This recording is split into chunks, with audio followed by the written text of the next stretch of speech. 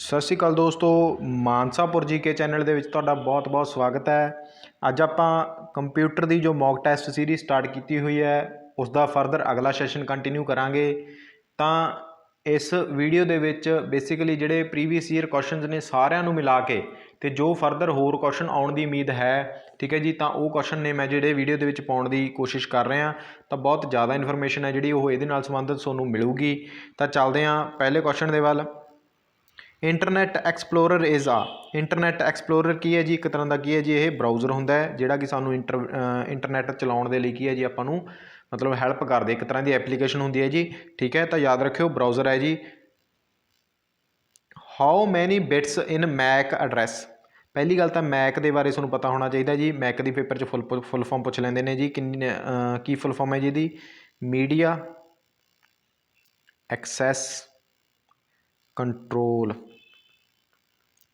Media access control ਹੈ ਜਿਹੜੀ, ਉਹ ਕੀ ਹੈ ਜੀ, ਇਹਦੀ ਫੁੱਲ ਫਾਰਮ ਹੈ। ਤਾਂ ਮੈਕ ਐਡਰੈਸ ਕਿੰਨੇ ਦਾ ਹੁੰਦਾ ਜੀ? 48 ਬਿਟਸ ਦਾ ਹੁੰਦਾ ਜੀ, ਠੀਕ ਹੈ। ਅਤੇ ਜੇ 32 ਬਿਟਸ ਦਾ ਹੁੰਦਾ ਜੀ ਤਾਂ ਉਹ ਕੀ ਹੁੰਦਾ ਜੀ? IPv4 ਹੈ ਜਿਹੜਾ, ਉਹ ਕਿੰਨੇ ਦਾ ਹੁੰਦਾ ਜੀ? 32 ਬਿਟਸ ਦਾ ਹੁੰਦਾ। ਇਹ ਪੇਪਰ 'ਚ ਬਹੁਤ ਪੁੱਛਿਆ ਗਿਆ ਜੀ, ਠੀਕ ਹੈ ਜੀ ਗੱਲ। ਅਤੇ ਇੱਕ ਹੁੰਦਾ ਜੀ 128 ਬਿਟਸ ਦਾ, ਉਹ ਕਿਹੜਾ ਹੁੰਦਾ ਜੀ? IPv6 ਕਿੰਨੇ ਦਾ ਹੁੰਦਾ ਜੀ? 128 ਬਿਟਸ ਦਾ ਹੁੰਦਾ। ਇੰਨੀ ਗੱਲ ਤੁਸੀਂ ਯਾਦ ਰੱਖਣੀ ਹੈ।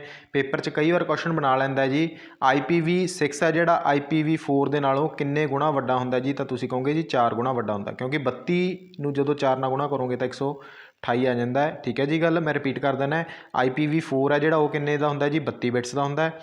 IPv6 ਹੈ ਜਿਹੜਾ 128 ਬਿਟਸ ਦਾ ਹੁੰਦਾ ਹੈ। ਤੀਜਾ ਕੁਐਸਚਨ ਇਹ ਬਣ ਜਾਂਦਾ ਕਿ IPv6 ਹੈ ਜਿਹੜਾ, ਉਹ IPv4 ਦੇ ਨਾਲੋਂ ਕਿੰਨੇ ਗੁਣਾ ਹੈ ਜੀ? ਤਾਂ ਤੁਸੀਂ ਕਹੋਗੇ ਜੀ 4 ਗੁਣਾ ਵੱਡਾ ਹੈ, ਠੀਕ ਹੈ ਜੀ। ਤਾਂ ਇਹ ਆਪਸ਼ਨ ਹੈ ਜਿਹੜਾ, ਉਹ ਇਹਦਾ ਕੀ ਆਊਗਾ? ਸਹੀ ਆਨਸਰ ਆਊਗਾ।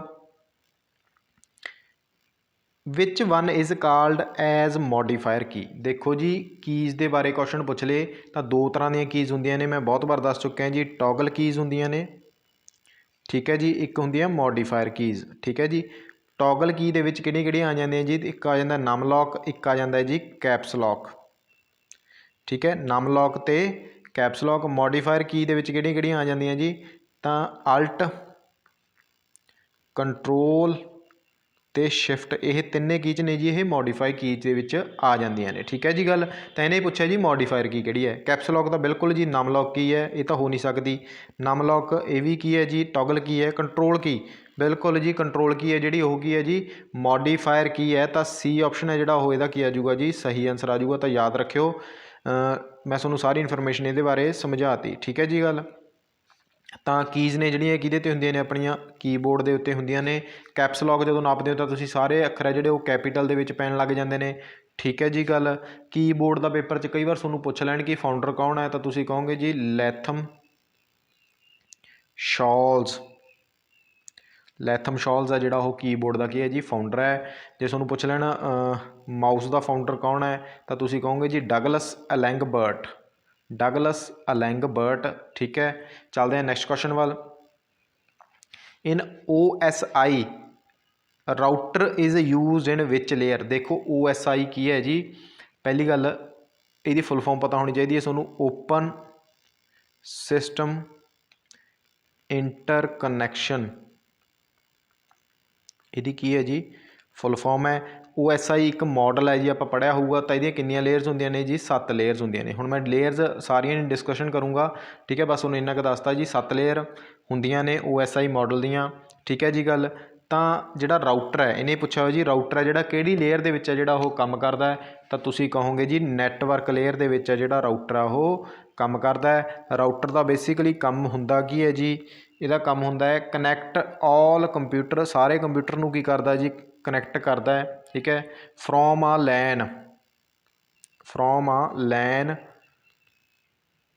ਟੂ ਇੰਟਰਨੈਟ ਯੂਜ਼ਿੰਗ IP, ਠੀਕ ਹੈ ਜੀ ਗੱਲ।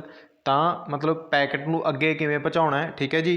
ਤਾਂ ਰਾਊਟਰ ਹੈ ਜਿਹੜਾ, ਉਹ ਨੈਟਵਰਕ ਲੇਅਰ ਦੇ ਵਿੱਚ ਕੰਮ ਕਰਦਾ ਹੈ। ਇੰਨੀ ਕੁ ਗੱਲ ਤੁਸੀਂ ਯਾਦ ਰੱਖਣੀ ਹੈ, ਠੀਕ ਹੈ। 7 ਲੇਅਰਸ ਹੁੰਦੀਆਂ ਨੇ OSI ਮਾਡਲ ਦੀਆਂ, ਠੀਕ ਹੈ। OSI ਮਾਡਲ ਕੰਮ ਕੀ ਕਰਦਾ? ਇਹ ਡਾਟੇ ਨੂੰ ਟਰਾਂਸਫਰ ਕਰਦਾ ਜੀ ਥਰੂ ਟੈਲੀਕਮਿਊਨੀਕੇਸ਼ਨ, ਠੀਕ ਹੈ ਜੀ ਗੱਲ। ਤਾਂ ਇੰਨੀ ਗੱਲ ਤੁਸੀਂ ਯਾਦ ਰੱਖਣੀ ਹੈ, ਠੀਕ ਹੈ। ਇਸ ਤੋਂ ਬਾਅਦ ਜਿਹੜੀ ਇਹਦੀ ਮਤਲਬ ਲਾਸਟ ਲੇਅਰ ਆ ਜਾਂਦੀ ਹੈ, ਉਹ ਕਿਹੜੀ ਲੇਅਰ ਆ ਜਾਂਦੀ ਹੈ ਜੀ? ਫਿਜ਼ੀਕਲ ਲੇਅਰ ਆ ਜਾਂਦੀ ਹੈ, ਠੀਕ ਹੈ।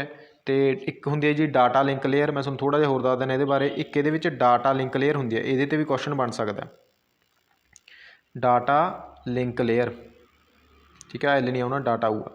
डाटा लिंक लेयर दे विच दो लेयर्स काम करदियां ने, किहड़ियां जी LLC ते MAC, ठीक है। LLC की फुल फॉर्म कई बार पेपर च पुछ लैण, लॉजिकल लिंक कंट्रोल, ठीक है जी। मैक की जी फुल फॉर्म हो गई है जी मीडिया एक्सैस कंट्रोल, मैं तुहानूं दस चुकिया। तो कई बार पेपर च भी पूछ लैंदा कि LLC ते मैक है जिहड़ियां OSI मॉडल की किहड़ी लेयर दे विच काम करदियां, तो तुसीं कहोगे डाटा लिंक लेयर। तो जे राउटर पूछे तो तुसीं कहोगे जी किहड़ी लेयर दे विच काम करदी है, नैटवर्क लेयर दे विच। इन्नी गल तुसीं याद रखियो। चलदे हैं नैक्सट क्वेश्चन वाल। Magnetic disk is coated with super important question है जी, ठीक है। ये संबंधित थोड़ा मैं मिलते जुलते क्वेश्चन दसूँगा।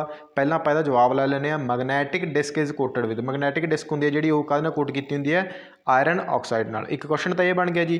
कई बार पेपर च पूछ लेंगे IC चिप्स होंदियां जिहड़ियां, ठीक है, तीजी जनरेशन के IC चिप्स ने जिहड़ियां यूज़ करन लग गए सी, ठीक है जी। तो IC चिप्स जिहड़ियां कोट होंदियां ने काहदे नाल कोटेड होंदियां, तो तुसीं कहोगे जी सिलीकॉन दे नाल।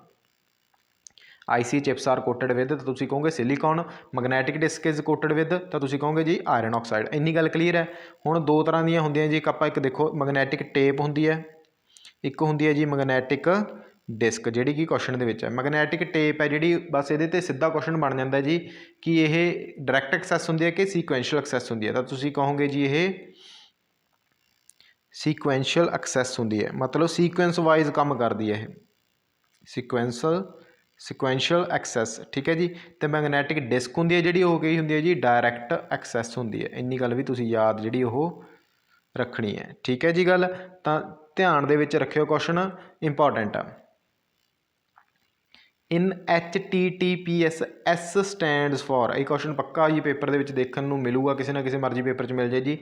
HTTPS देखो जी, जिन्हों ने तो ग्रैजुएशन के कंप्यूटर पढ़िया होया उन्होंने तो यह प्रॉपर एक सबजैक्ट होंदा है जी, प्रॉपर बुक लगती है, ठीक है। प्रॉपर सैम दे विच इहदी स्टडी कराई जाती है, पर आपां नूं उन्ना डीप नहीं पुछना, आपां नूं इहने उत्तों ही पुछना है, ठीक है जी। पहला तो आप HTTP की फुल फॉर्म आपां नूं पता होनी चाहिए है जी, तो तुसीं कहोगे जी हाइपर टैक्सट ट्रांसफर प्रोटोकॉल, ठीक है।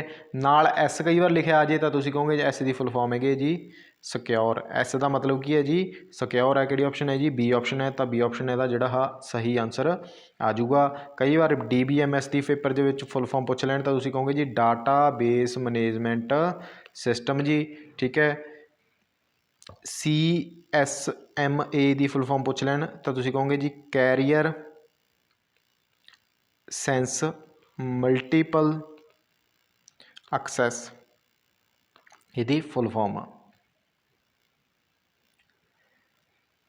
If you are hash in a cell, जेकर तुसी मतलब एक्सल दे विच काम कर रहे हो तो मतलब कि सैल दे विच की है हैश आउण लग जाए तो यदा मतलब की हुंदा है। ये क्वेश्चन पूछा है तो बहुते बच्चे गलत करके आउणगे, तो यदा मतलब की है तो column width is to low, मतलब जी कॉलम है देखो जी एक रो होंदी है एक कॉलम होंदे ने, तो कॉलम की जी विड्थ है वो की है जी टू लो है, नैरो आ वो, मतलब नैरो भी लिखा जा सकता, ठीक है जी। गल तो जो हैश जो आऊगा वो कारण की होंदा जी जो कॉलम है तुहाडा वो की हैगा टू लो है, ठीक है जी। गल तो एक्सल दे विच जिहड़ा मतलब की हैगा एक रो होंदे ने एक रो होंदियां ने एक कॉलम होंदे है, ठीक है जी। गल रो पेपर दे विच पुछ लैण तो किन्नियां होंदियां ने, तो तुसीं कहोगे जी 10 48 576 होंदे है। कॉलम किन्ने होंदे ने जी, तो तुसीं कहोगे जी 16 384, ठीक है जी। पेपर दे तुहानूं पुछ लैण कि लास्ट एड्रैस मतलब सैल का जिहड़ा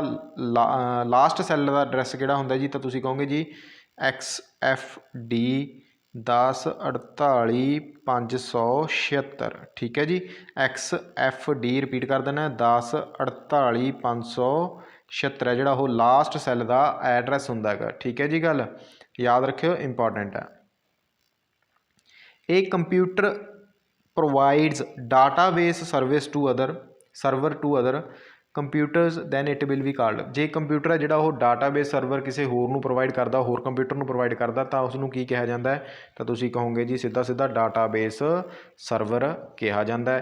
थोड़ियां जिहियां शॉर्टकट कीज़ याद करा देना मैं, देखो जी एक हुंदा सुपर स्क्रिप्ट, पेपर च आने वाले क्वेश्चन ने जी इन्हों एवें ना जानियो, एक हुंदा सुपर स्क्रिप्ट एक हुंदा जी सब स्क्रिप्ट, ठीक है जी। सुपर ਸਕ੍ਰਿਪਟ ਦਾ ਕੀ ਮਤਲਬ ਹੁੰਦਾ, ਜਿਵੇਂ x ਦੀ ਪਾਵਰ 3 ਤਾਂ ਇਹ ਕੀ ਲੱਗੀ ਹੋਈ ਹੈ, ਸੁਪਰ ਸਕ੍ਰਿਪਟ ਲੱਗੀ ਹੋਈ ਹੈ ਕਿਊਬ। ਠੀਕ ਹੈ ਜੀ।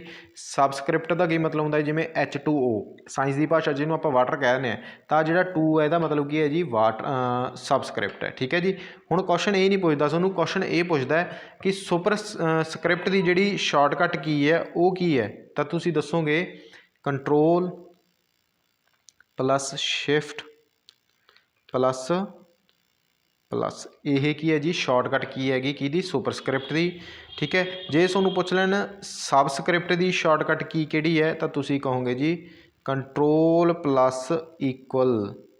ਠੀਕ ਹੈ, ਯਾਦ ਰੱਖਿਓ ਕੰਟਰੋਲ ਪਲੱਸ ਇਕੁਅਲ ਸਬਸਕ੍ਰਿਪਟ ਦੀ ਸ਼ਾਰਟਕਟ ਕੀ ਹੈ। ਕੰਟਰੋਲ ਸ਼ਿਫਟ ਪਲੱਸ ਤਿੰਨੇ ਜਿਹੜੇ ਇਹ ਮਿਲਾ ਕੇ ਕੀ ਕਾਹਦੀ ਸ਼ਾਰਟਕਟ ਕੀ ਬਣਾਉਂਦੇ ਨੇ, ਸੁਪਰ ਸਕ੍ਰਿਪਟ ਦੀ ਸ਼ਾਰਟਕਟ ਕੀ ਬਣਾਉਂਦੇ ਨੇ। ਠੀਕ ਹੈ। ਕੰਟਰੋਲ ਪਲੱਸ ਇਕੁਅਲ ਦੇ ਨਾਲ ਇੱਕ ਚੀਜ਼ ਹੋਰ ਯਾਦ ਰੱਖ ਲਿਓ, ਇੱਥੇ ਦੇਖੋ ਜੀ। ਠੀਕ ਹੈ। ਕੰਟਰੋਲ ਪਲੱਸ ਇਕੁਅਲ ਕਾਹਦੇ ਲਈ ਹੈ ਜੀ, ਸਬਸਕ੍ਰਿਪਟ ਲਈ ਹੈ। ਜੇ ਪੇਪਰ 'ਚ ਪੁੱਛ ਲੈਣ ਅਲਟ ਪਲੱਸ ਇਕੁਅਲ ਜੇ ਤੁਸੀਂ ਨੱਪੋਗੇ ਤਾਂ ਕੀ ਹੋ ਜਾਊਗਾ ਜੀ, ਆਟੋ ਸਮ ਹੋ ਜਾਊਗਾ। ਠੀਕ ਹੈ, ਇਹ ਵੀ ਤੁਸੀਂ ਯਾਦ ਰੱਖਣਾ ਹੈ। ਠੀਕ ਹੈ। ਇਹਨੂੰ ਕੰਟਰੋਲ ਪਲੱਸ ਇਕੁਅਲ ਦੇ ਨਾਲ ਕਨਫਿਊਜ਼ ਨਾ ਕਰ ਜਿਓ, ਮੈਂ ਦੁਬਾਰੇ ਫੇਰ ਕਹਿੰਦੇ ਆ ਜੀ, ਕੰਟਰੋਲ ਪਲੱਸ ਇਕੁਅਲ ਹੈ ਜਿਹੜਾ ਉਹ ਕਾਹਦੇ ਲਈ ਹੈ ਜੀ, ਤਾਂ ਉਹ ਤੁਸੀਂ ਕਹੋਗੇ ਜੀ ਸਬਸਕ੍ਰਿਪਟ ਲਈ ਹੈ। ਠੀਕ ਹੈ। ਅਲਟ ਪਲੱਸ ਜਦੋਂ ਅਲਟ ਲੱਗ ਜੇ ਅਤੇ ਪਲੱਸ ਇਕੁਅਲ ਹੋ ਜੇ ਨਾਲ, ਤਾਂ ਫਿਰ ਕਾਹਦੇ ਲਈ ਹੈ ਜੀ, ਆਟੋ ਸਮ ਦੇ ਲਈ ਹੈ। ਠੀਕ ਹੈ ਜੀ। ਪੇਪਰ ਤੁਹਾਨੂੰ ਪੁੱਛ ਲੈਣ ਇੰਟਰਨੈਟ ਦੇ ਫਾਊਂਡਰ ਕੌਣ ਸੀ, ਤਾਂ ਤੁਸੀਂ ਕਹੋਗੇ ਜੀ ਵਿੰਟ ਸਰਫ ਸੀਗੇ। ਠੀਕ ਹੈ ਜੀ। ਤੁਹਾਨੂੰ ਪੁੱਛ ਲੈਣ ਯਾਹੂ ਦੇ ਜਿਹੜੇ ਫਾਊਂਡਰ ਸੀਗੇ ਕੌਣ ਸੀਗੇ, ਤਾਂ ਤੁਸੀਂ ਕਹੋਗੇ ਜੀ ਯੈਰੀ ਯੰਗ ਐਂਡ ਡੇਵਿਡ ਫਿਲੋ। ਠੀਕ ਹੈ, ਯਾਦ ਰੱਖਣਾ ਹੈ, ਇੰਪੋਰਟੈਂਟ ਆ।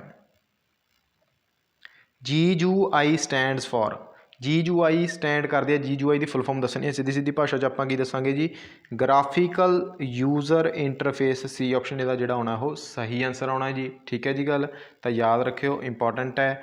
ਅਤੇ ਆਪਾਂ ਹੋਰ ਥੋੜ੍ਹੀਆਂ ਜਿਹੀਆਂ ਸ਼ਾਰਟਕਟ ਕੀਜ਼ ਜਿਹੜੀਆਂ ਉਹ ਯਾਦ ਕਰ ਸਕਦੇ ਹਾਂ, ਕਿਹੜੀਆਂ ਕਰ ਸਕਦੇ ਹਾਂ, ਜਿਵੇਂ ਲੈਨ, ਇਹ ਤਾਂ ਸਾਰਿਆਂ ਨੂੰ ਪਤਾ, ਲੋਕਲ ਏਰੀਆ ਨੈਟਵਰਕ, ਮੈਨ ਮੈਟਰੋਪੋਲੀਟਨ ਏਰੀਆ ਨੈਟਵਰਕ। ਠੀਕ ਹੈ ਜੀ। ਅਤੇ ਬਸ ਇੰਨੀ ਕੁ ਇਨਫੋਰਮੇਸ਼ਨ ਹੀ ਯਾਦ ਕਰ ਲਿਓ, ਗ੍ਰਾਫਿਕਲ ਯੂਜ਼ਰ ਇੰਟਰਫੇਸ GUI ਦੀ ਫੁੱਲ ਫਾਰਮ ਹੈਗੀ ਆ। 1 KB is equal to, 1 KB ਕਿੰਨੇ ਬਿਟਸ ਦੇ ਬਰਾਬਰ ਹੁੰਦੀ ਹੈ, ਤਾਂ ਤੁਸੀਂ ਕਹੋਗੇ ਜੀ 1024 ਬਿਟਸ ਦੇ ਬਰਾਬਰ ਹੁੰਦੀ ਹੈ। ਤਾਂ ਸਿੱਧਾ ਯਾਦ ਰੱਖ ਲਿਓ। ਠੀਕ ਹੈ। ਤਾਂ ਮੈਂ ਤੁਹਾਨੂੰ ਦੱਸ ਦਿੰਦਾ ਜੀ, ਦੇਖੋ ਬਿੱਟ ਕਾਹਦੇ ਬਰਾਬਰ ਹੁੰਦੀ ਹੈ, ਤਾਂ ਤੁਸੀਂ ਕਹੋਗੇ ਜੀ 01। 01 ਨੂੰ ਕੀ ਕਿਹਾ ਜਾਂਦਾ ਹੈਗਾ, ਬਾਈਨਰੀ ਨੰਬਰ ਵੀ ਕਿਹਾ ਜਾਂਦਾ। 1 ਬਾਈਟ ਦੇ ਵਿੱਚ ਪੇਪਰ 'ਚ ਪੁੱਛ ਲੈਣ ਕਿੰਨੇ ਬਿਟਸ ਹੁੰਦੇ ਨੇ, ਤਾਂ ਤੁਸੀਂ ਕਹੋਗੇ ਜੀ 8 ਬਿਟਸ ਹੁੰਦੇ ਨੇ। ਠੀਕ ਹੈ ਜੀ। 1 ਬਾਈਟ ਦੇ ਵਿੱਚ ਪੁੱਛ ਲੈਣ ਪੇਪਰ 'ਚ ਤੁਹਾਨੂੰ ਕਿ ਕਿੰਨੇ ਨਿਬਲ ਹੁੰਦੇ ਨੇ, ਤਾਂ ਤੁਸੀਂ ਕਹੋਗੇ ਜੀ 2 ਨਿਬਲ ਹੁੰਦੇ ਨੇ। ਠੀਕ ਹੈ ਜੀ। ਜੇ ਤੁਹਾਨੂੰ ਪੇਪਰ 'ਚ ਪੁੱਛ ਲੈਣ 1 ਨਿਬਲ ਕਾਹਦੇ ਬਰਾਬਰ ਹੁੰਦੀ ਹੈ, ਤਾਂ ਤੁਸੀਂ ਕਹੋਗੇ ਜੀ 4 ਬਿਟਸ ਦੇ ਬਰਾਬਰ ਹੁੰਦੀ ਹੈ। ਠੀਕ ਹੈ। ਇਹਨਾਂ ਨੂੰ ਲਿਖ ਲਿਆ ਕਰੋ, ਲਿਖੇ ਤੋਂ ਬਿਨਾਂ ਇਹ ਯਾਦ ਨਹੀਂ ਹੁੰਦੇ। ਠੀਕ ਹੈ ਜੀ ਗੱਲ, ਤਾਂ ਬਸ ਫਿਰ ਇੰਨੀ ਕੁ ਯਾਦ ਰੱਖ ਲਿਓ ਗੱਲ। ਆਹੀ 3-4 ਕੁਐਸਚਨ ਮੇਨ ਪੁੱਛਦਾ ਜੀ। ਠੀਕ ਹੈ, ਧਿਆਨ ਰੱਖਿਓ। ਤਾਂ ਆਪਾਂ ਇੰਨੇ ਕੁ ਕੁਐਸਚਨਾਂ ਦੇ ਨਾਲ ਵੀਡੀਓ ਦਾ ਅੰਤ ਕਰਦੇ ਹਾਂ। ਜੇਕਰ ਤੁਹਾਨੂੰ ਵੀਡੀਓ ਵਧੀਆ ਲੱਗਦੀ ਹੈ ਤਾਂ ਪਲੀਜ਼ ਚੈਨਲ ਨੂੰ ਸ਼ੇਅਰ ਜ਼ਰੂਰ ਕਰਿਆ ਕਰੋ, ਸਬਸਕ੍ਰਾਈਬ ਜ਼ਰੂਰ ਕਰਿਆ ਕਰੋ ਅਤੇ ਲਾਈਕ ਕਰਨਾ ਨਾ ਭੁੱਲਿਓ। ਅਤੇ ਆਪਾਂ ਹੋਰ ਕੀ ਇੰਪਰੂਵਮੈਂਟ ਕਰ ਸਕਦੇ ਹਾਂ ਤਾਂ ਉਹ ਤੁਸੀਂ ਆਪਦੇ ਕਮੈਂਟ ਬਾਕਸ ਦੇ ਵਿੱਚ ਰਾਏ ਦੇ ਸਕਦੇ ਹੋ। ਤੁਹਾਡਾ ਬਹੁਤ ਬਹੁਤ ਧੰਨਵਾਦ।